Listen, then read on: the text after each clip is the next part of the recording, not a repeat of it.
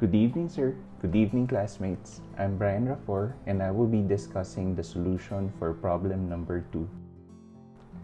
The problem statement is about finding the confidence interval for the population partial correlation between x1 and x3 given x2, denoted by rho 13.2, in the confidence level of 95%, based on the sample partial correlation equal to 0.097 with a sample size of 20.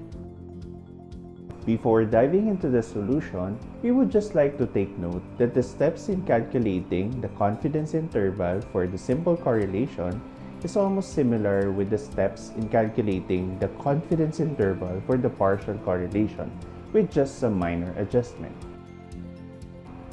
To solve this, we will be invoking the use of the asymptotic distribution to get the confidence interval.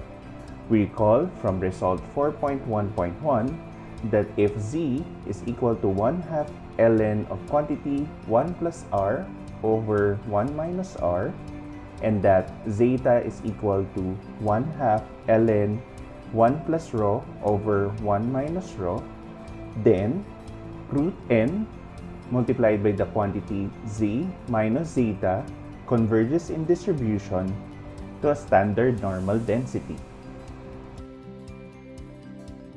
We can use this fact so that we can build our sketch of the solution, composed of first computing for the Fisher's z transformation using R13.2, then computing for the z confidence interval at 95% confidence level, and lastly, computing for rho given the z confidence interval. Alright, let's do this. So for step 1, we first calculate z using result 4.1.1 using the formula z is equals to 1/2 ln of 1 plus r over 1 minus r. Notice that the r that we will be using here is the partial correlation R13.2. Then, of course, we substitute the value given by the problem, which is 0.097. Calculating the numerator and the denominator inside the ln function and multiplying it to 1/2, the result would be 0.097306. This is the value of our z. The next step is for us to compute for the z confidence interval at 95% confidence level. Since we have already performed Fisher z transformation in step 1, we can use the classic formula for calculating the confidence interval. Specifically, it is the sample statistic plus or minus the quantity of the critical value multiplied by the standard error. This translates to z, which is our statistic, plus or minus z at alpha over 2, which is our critical value, multiplied by 1 over square root of n minus 3 minus k, which is our standard error. As I have said earlier, note that when dealing with partial correlation, the standard error has an addition of minus k in the term equal to p minus q, where k is the number of the variables we are conditioning upon. Next, we plug in the value that we were able to calculate for z in step 1, which is 0.097306. We will be using the critical value of 1.96 since if we look at the z table, the probability of negative 1.96 less than z less than 1.96 is equal to 0.95, which is our desired confidence level. Also, from the problem, our sample size n is 20, and in this case, our k is equals to 1, since we are only conditioning upon one variable, which is x2.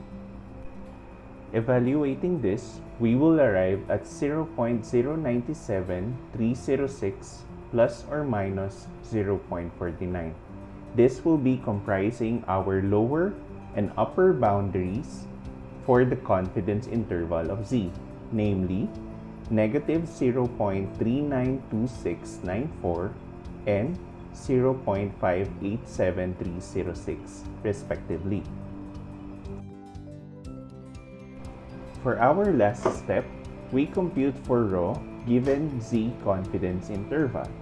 But before we do this, we first use result 4.1.1 again, where the formula of zeta is equals to 1/2 ln of 1 plus rho over 1 minus rho. The task here is to solve for rho, since that is what we will be solving for confidence interval. Using algebra, we will be arriving at rho equals e to the 2 zeta minus 1 all over 1 plus e to the 2 zeta. And lastly, we substitute the value of ZA and ZB that we were able to compute in step 2 for zeta to get rho sub A and rho sub B, which is the confidence interval of the population partial correlation. Evaluating this, we have e to the 2 times negative 0.392694 minus 1 divided by 1 plus e to the 2 times negative 0.392694 as our lower confidence interval boundary, and e to the 2 times 0.587306 minus 1 all over 1 plus e to the 2 times 0.587306 as our higher boundary of the confidence interval. Performing the calculations, we will be arriving at a confidence interval of negative 0.373680 and 0.527955. This is our final answer for the population partial correlation between x1 and x3 given x2. Alright, there we have it. We have answered problem number 2. Thank you for listening, and we will be appreciating if you have questions or comments.